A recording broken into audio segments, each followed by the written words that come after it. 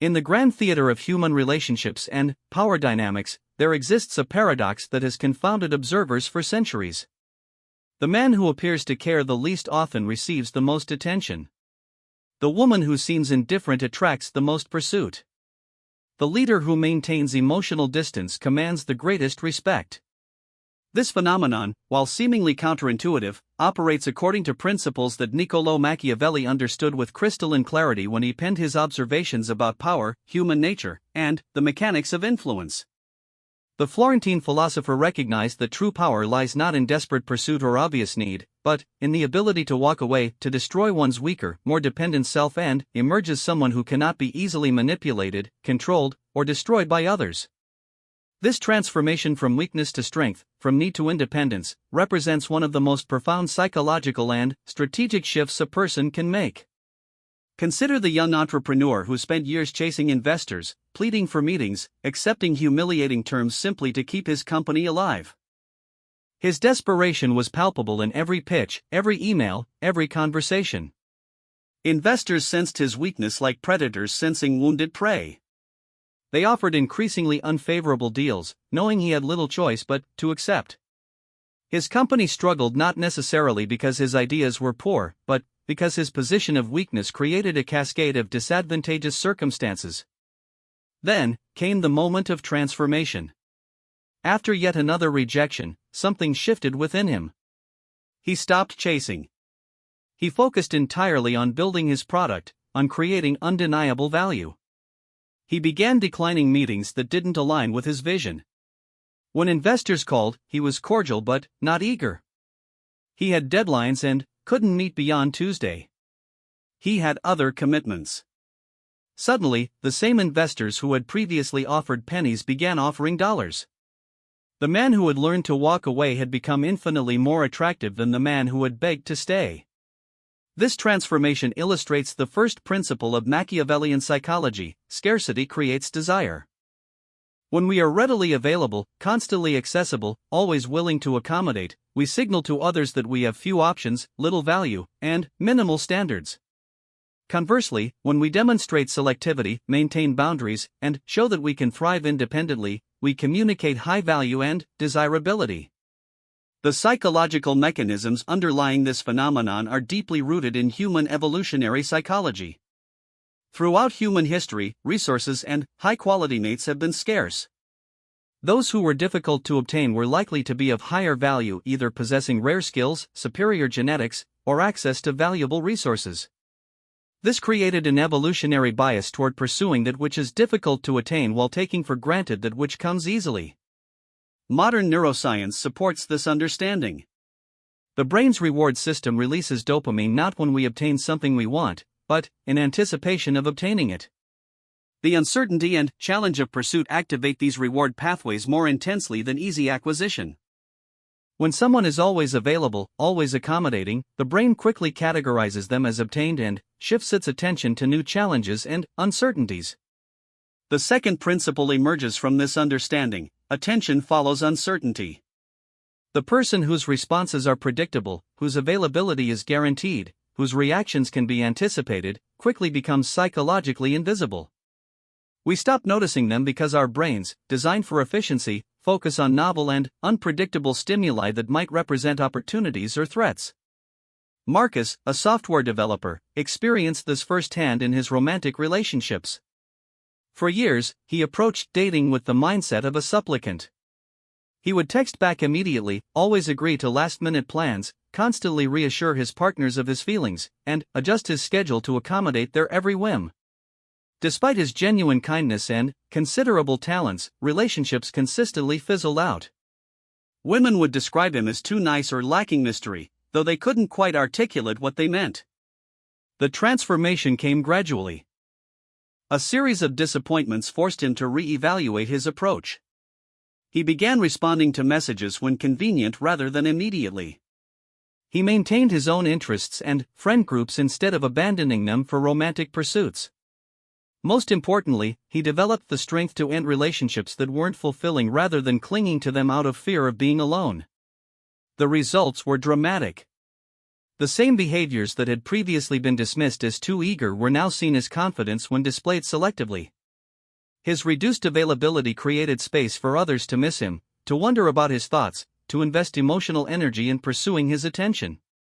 He had learned to destroy his needy, accommodating self and replace it with someone who commanded respect through self-respect. This principle extends far beyond romantic relationships into every sphere of human interaction. In business negotiations, the party willing to walk away holds tremendous power. In friendships, the person who maintains multiple relationships and interests is more valued than the one whose entire social life revolves around a single connection. In professional settings, the employee who has options and demonstrates selective engagement often receives more respect and better opportunities than the one who appears desperate to please. The third principle that Machiavelli understood is that strength is demonstrated through restraint, not through force. The truly powerful person doesn't need to prove their power through aggression or domination. Instead, they demonstrate it through selective engagement and the ability to say no. They show strength by not always fighting, not always competing, not always responding to provocations. This restraint communicates several powerful messages. First, it suggests that the person has standards and will not compromise them for temporary gains. Second, it indicates that they have other options and are not dependent on any single relationship or opportunity. Third, it demonstrates emotional regulation and maturity, the ability to act strategically rather than reactively. The CEO of a rapidly growing technology company learned this lesson during a particularly challenging period. Competitors were aggressively pursuing his key employees with substantial salary increases. His initial instinct was to counter every offer, to fight for every person, to make emotional appeals about loyalty and company mission. This approach was exhausting and largely ineffective. Employees sensed his desperation and began using competing offers as leverage even when they had no intention of leaving. The shift in strategy was subtle but powerful. Instead of fighting to retain everyone, he began selectively investing in those who demonstrated genuine commitment while gracefully allowing others to pursue opportunities elsewhere. He stopped making counteroffers to employees who came to him with competing job offers, instead wishing them well and offering to serve as references. Paradoxically, this approach led to fewer departures. Employees began to see the company as a choice rather than a trap, which made staying feel like an active decision rather than a default position. Those who did leave often returned months or years later with deeper appreciation for the company culture and their former role. The CEO's willingness to let people go had demonstrated confidence in the company's value proposition and respect for individual autonomy. This created a culture of mutual respect rather than mutual dependence. The fourth principle underlying this dynamic is that people value most what they must earn rather than what is freely given. This principle operates in direct opposition to our intuitive understanding of generosity and kindness. We assume that being generous, accommodating, and readily available will make others appreciate us more. In reality, these behaviors often have the opposite effect. Psychological research has consistently demonstrated that we value things in proportion to the effort required to obtain them. This effect, known as effort justification, explains why people often prefer items they've worked for over identical items received as gifts. It explains why exclusive clubs have more prestige than open organizations, why limited edition products command premium prices, and why people often prefer friends who are somewhat selective in their friendship over those who befriend everyone they meet. Sarah, a talented graphic designer, struggled with this concept in building her freelance business. She initially priced her services low to attract clients and often threw in extra revisions and additional services for free, hoping to build goodwill and secure repeat business. Instead, she found that clients increasingly took advantage of her generosity, making unreasonable requests and treating her work as less valuable than that of competitors who charged significantly more. The transformation required her to fundamentally reimagine her relationship with clients. She raised her prices substantially and began charging for revisions beyond the agreed scope. She established clear boundaries about communication hours and response times. Most importantly, she learned to say no to projects that didn't align with her vision or that came from clients who didn't respect her process. The results challenged everything she had believed about business relationships. Higher prices attracted better clients who valued her work more highly. clear boundaries led to more respectful relationships. Selective project acceptance allowed her to focus on work that showcased her talents and aligned with her interests. She had learned to destroy her people-pleasing professional self and replace it with someone who commanded respect through demonstrated value and clear standards. This principle extends into the realm of personal development and self-improvement. The person who constantly seeks validation from others, who changes their opinions to match their audience, who lacks firm principles and boundaries, signals weakness and unreliability. Conversely, the person who maintains consistent values, who stands by their beliefs even when unpopular, who demonstrates inner strength and self-direction, attracts respect and admiration. The fifth principle Machiavelli would recognize is that emotional independence creates magnetic attraction. When we are emotionally dependent on others for our sense of worth, happiness, or identity, we unconsciously communicate this dependence through our behavior. We become overly invested in their responses, too eager for their approval, too devastated by their rejection. This emotional neediness, while human and understandable, often repels the very people we hope to attract. Emotional independence doesn't mean becoming cold or disconnected. Rather, it means developing a secure sense of self that doesn't fluctuate dramatically based on external validation. It means finding fulfillment in personal growth, meaningful work, and diverse relationships rather than placing all emotional eggs in one basket. David, a middle manager at a consulting firm, exemplified emotional dependence in his professional relationships. He lived for his boss's approval, carefully monitoring mood and tone to gauge his standing. He often worked late not because projects required it, but because he feared appearing less dedicated than colleagues. His self-worth was entirely tied to his professional performance and his supervisor's opinion of his work. This dynamic created several problems. His obvious neediness made his boss uncomfortable and less likely to offer genuine feedback. His colleagues saw his behavior as insecure and competitive. His personal life suffered because work consumed his emotional energy. Most importantly, his decision-making was compromised because he chose actions based on seeking approval rather than achieving optimal outcomes. The shift began when a restructuring eliminated his position and forced him to find new employment. During the job search process, he had time to reflect on his patterns and their consequences. When he started his new role, he consciously chose a different approach. He focused on delivering excellent work for its own sake rather than for approval. He maintained perspective about work being one part of life rather than the primary source of identity. He built relationships with multiple colleagues rather than fixating on one superior. The transformation was remarkable.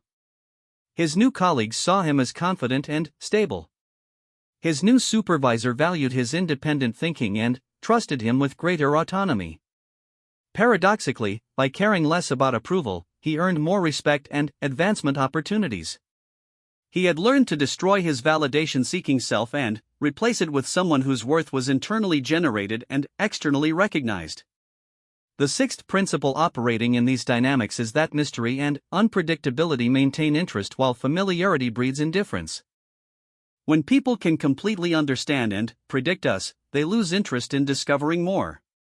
The human mind is drawn to puzzles, challenges, and unexplored territories. When we make ourselves entirely knowable and completely predictable, we eliminate the psychological tension that maintains engagement. This doesn't mean being deliberately deceptive or inconsistent. Rather, it means maintaining depth and complexity, continuing to grow and evolve, and avoiding the trap of defining ourselves too narrowly or behaving too predictably. It means having layers that are revealed gradually rather than exposing everything about ourselves immediately. Jennifer, a successful attorney, noticed this pattern in her social relationships. When she met new people, she had a tendency to share her entire life story, opinions on every topic, and emotional responses to various situations within the first few conversations. She believed this openness would create faster, deeper connections. Instead, she found that initial enthusiasm from new acquaintances often faded quickly, leaving her wondering what had gone wrong. The realization came through observing a colleague who seemed effortlessly magnetic in social situations. This colleague shared personal information selectively and, gradually, asked more questions than she answered, and maintained an air of depth that invited further exploration. She didn't hide aspects of herself, but she revealed them naturally over time rather than all at once. Jennifer began experimenting with this approach. Instead of immediately sharing her opinions on every topic, she listened more and shared thoughtfully. Instead of revealing every detail of her personal life, she allowed relationships to develop naturally with appropriate levels of disclosure for each stage.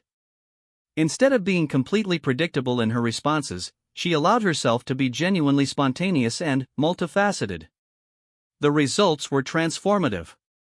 People began seeking her out for deeper conversations. Invitations to social events increased.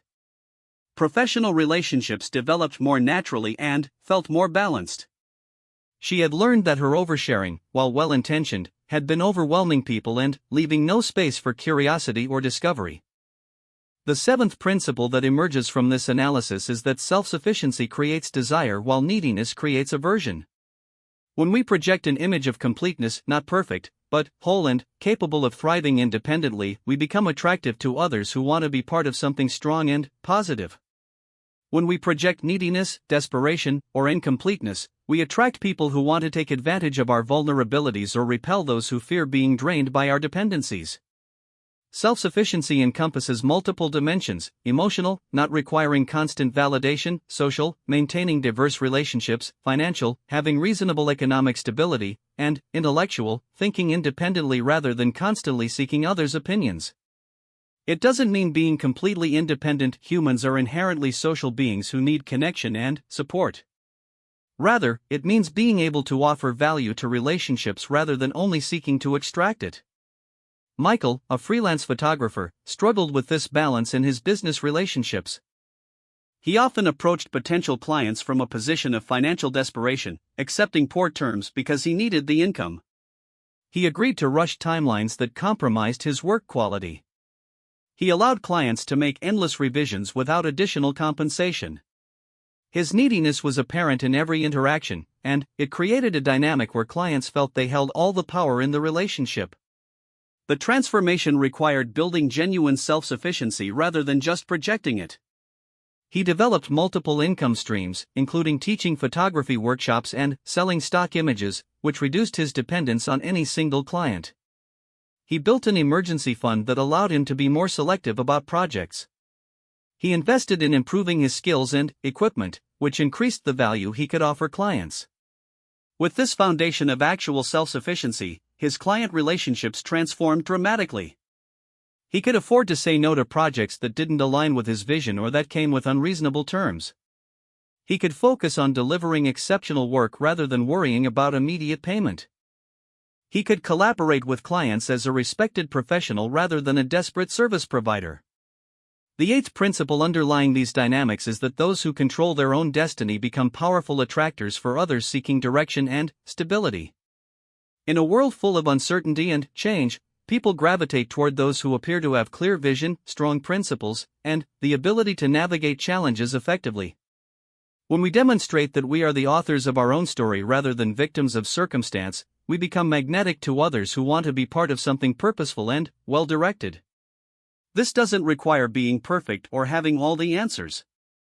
It means taking responsibility for our choices and their consequences, learning from failures rather than being defeated by them, and maintaining forward momentum even during difficult periods. It means being someone others can depend on rather than someone who needs constant support and reassurance. The technology executive who had transformed his relationship with investors exemplifies this principle. His shift from desperation to selectivity wasn't just about playing hard to get, it reflected a fundamental change in how he saw himself and his company. Instead of viewing himself as someone who needed investors' approval and money, he began seeing himself as someone offering valuable investment opportunities to those wise enough to recognize them. This shift in perspective changed everything about how he presented his company. Instead of focusing on his needs and desperation, he focused on the value proposition and market opportunity. Instead of accepting any terms just to get funding, he sought investors whose vision aligned with his own. Instead of begging for meetings, he made his time valuable and scarce. The transformation attracted not just more investment interest, but better quality investors who brought strategic value beyond capital. These investors were drawn to his confidence and vision rather than motivated by his desperation and willingness to accept poor terms. He had become someone worth partnering with rather than someone worth taking advantage of. The ninth principle that Machiavelli would recognize is that respect is earned through demonstration of value rather than through pleading or manipulation. When we try to convince others of our worth through words, promises, or emotional appeals, we often achieve the opposite effect. True respect comes from consistent demonstration of competence, integrity, and value over time. This principle challenges many common approaches to building relationships and advancing careers. Instead of trying to convince others we're valuable, we must become genuinely valuable. Instead of seeking respect through position or title, we must earn it through consistent excellence. Instead of demanding appreciation, we must make ourselves worthy of it. The software developer who transformed his romantic relationships understood this principle deeply. His previous approach had been to convince women of his worth through constant reassurance, excessive availability, and verbal declarations of his feelings. These tactics communicated insecurity and neediness rather than genuine value. His new approach focused on becoming genuinely attractive, not just physically, but as a complete person. He developed his interests and hobbies, built meaningful friendships, advanced his career, and maintained his physical health. He demonstrated value through his actions and choices rather than trying to convince others of his worth through words. This authentic value creation had multiple effects. He became more interesting to be around because he had diverse experiences and perspectives to share. He became more confident because his self-worth was based on real accomplishments rather than others' validation. He became more selective because he had options and didn't need to cling to any particular relationship. The 10th principle underlying these dynamics is that boundaries create respect while boundarylessness invites exploitation. When we have clear limits about what we will and won't accept, how we want to be treated, and what we're willing to give, we communicate self-respect and teach others how to interact with us appropriately. When we lack boundaries, constantly accommodate others' demands, and accept poor treatment, we signal that we don't value ourselves highly and invite others to treat us accordingly. Boundaries aren't walls designed to keep people out, they're guidelines that help healthy relationships flourish while preventing unhealthy dynamics from developing.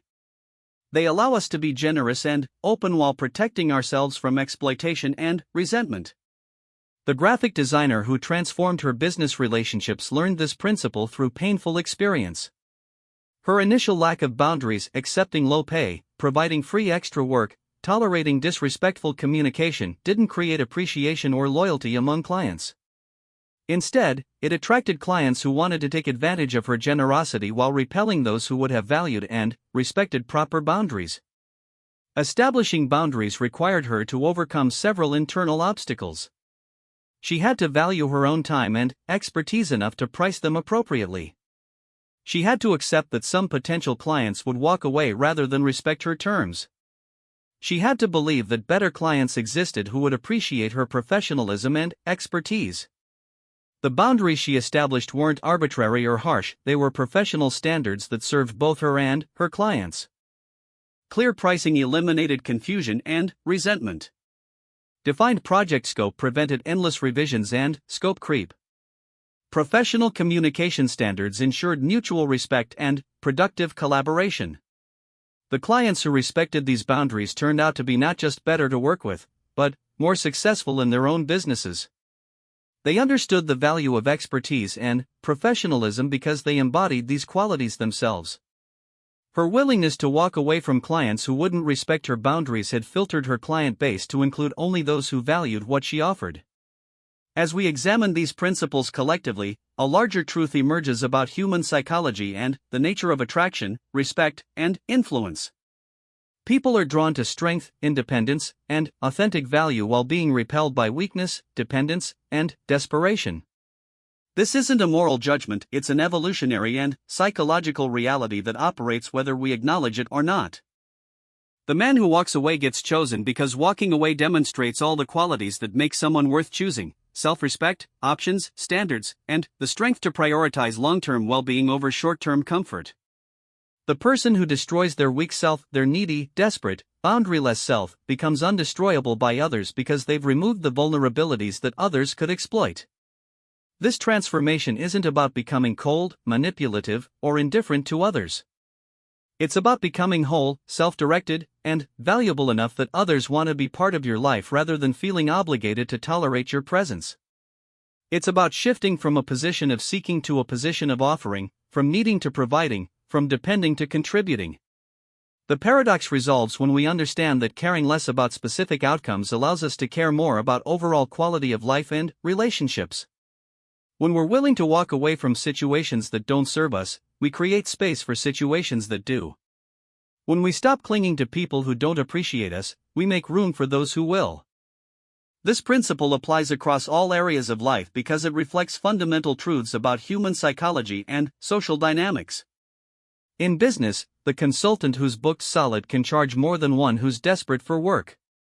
In relationships, the person who's fulfilled independently attracts partners who want to enhance their life rather than complete it.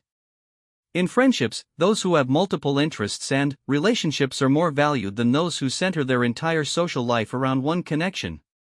The practical application of these principles requires both internal and external work. Internally, we must develop genuine self-worth that doesn't depend on external validation. We must cultivate interests, skills, and relationships that provide fulfillment independent of any single person or opportunity. We must build financial stability, emotional resilience, and social connections that give us real options rather than forcing us into positions of dependence. Externally, we must learn to communicate our value through actions rather than words, to maintain appropriate boundaries without becoming defensive, and to be selective in our investments of time and energy. We must resist the urge to chase those who aren't genuinely interested while remaining open to authentic connections with those who are. The transformation from weakness to strength, from desperation to selectivity, from neediness to independence, represents one of the most profound shifts a person can make. It affects not just how others perceive and treat us, but how we see ourselves and navigate the world. The man who learns to walk away doesn't just get chosen more often, he also makes better choices because he's operating from a position of strength rather than desperation. This strength creates a positive cycle that reinforces itself over time. Success builds confidence, which creates more opportunities for success. Respect earned through boundaries and standards makes it easier to maintain those same boundaries and standards. Independence cultivated through personal development attracts people and opportunities that enhance rather than drain that independence. The ultimate irony is that by becoming someone who doesn't need others' approval, validation, or constant presence, we become infinitely more attractive to those whose approval, validation, and presence are worth having. The qualities that make someone willing and able to walk away are precisely the qualities that make others want them to stay. Machiavelli understood that true power comes not from force or manipulation, but from the ability to remain unmoved by others' attempts to control us through their reactions. The person who cannot be emotionally manipulated, who maintains their standards regardless of external pressure, who chooses their responses rather than simply reacting, possesses a form of power that cannot be taken away by external circumstances. This power manifests differently in different contexts, but its essence remains constant: the ability to choose based on principles and values rather than fears and needs. In romantic relationships, it's the power to love freely without becoming possessive or desperate. In business relationships, it's the power to collaborate as an equal rather than operate from a position of weakness or desperation. In social situations, it's the power to be genuinely interested in others without needing their approval or validation. The journey from weakness to strength, from dependence to independence, from desperation to selectivity, is not easy or quick. It requires confronting uncomfortable truths about our own behaviors and motivations. It requires developing genuine competence and value rather than just trying to appear confident. It requires accepting that some people will walk away when we establish boundaries, and trusting that better people will take their place. But, for those willing to undertake this transformation, the rewards extend far beyond simply being more attractive to others. The person who has learned to destroy their weak self gains something far more valuable: the ability to create the life they truly want rather than settling for whatever they can get. They become the author of their own story rather than a character in someone else's drama. The man who walks away gets chosen because he has become someone worth choosing. The woman who can say no becomes someone others want to hear yes from. The person who has standards attracts others who meet those standards. This isn't manipulation or game playing, it's the natural result of becoming genuinely valuable and refusing to settle for less than what that value deserves. In the end, Machiavelli's insight proves prophetic. The person who cannot be destroyed by others is the one who has already destroyed their own weakness. They have identified and eliminated the vulnerabilities that others could exploit, the dependencies that could be leveraged against them, the fears that could be used to control them. What remains is someone strong enough to walk away from what doesn't serve them and wise enough to recognize and embrace what does. This strength is not born from cruelty or indifference, but from self-respect and clear vision. It's not about becoming invulnerable to all emotion or connection, but about choosing when and how to be vulnerable based on wisdom rather than desperation. It's about becoming someone who adds value to every relationship and situation they enter, rather than someone who primarily seeks to extract value from others. The transformation is complete when walking away becomes not a tactic or strategy, but a natural expression of self-respect and wisdom. When boundaries are maintained not out of fear or defensiveness, but out of love for oneself and others. When selectivity comes not from arrogance or superiority, but from understanding one's own worth and the value of mutual respect and appreciation. Those who master this transformation discover that they not only get chosen more often, but they also make better choices. They attract opportunities and relationships that align with their values and goals. They create lives of meaning and satisfaction rather than settling for whatever circumstances they can tolerate. They become living proof of Machiavelli's timeless insight. True power lies not in forcing others to choose us, but in becoming someone worthy of choice and wise enough to choose well in return. The paradox of walking away to be chosen reveals itself as no paradox at all, but as a fundamental truth about human nature and the dynamics of attraction, respect, and influence. In understanding and applying this truth, we transform not just how others see us, but how we see ourselves and what becomes possible in every area of our lives.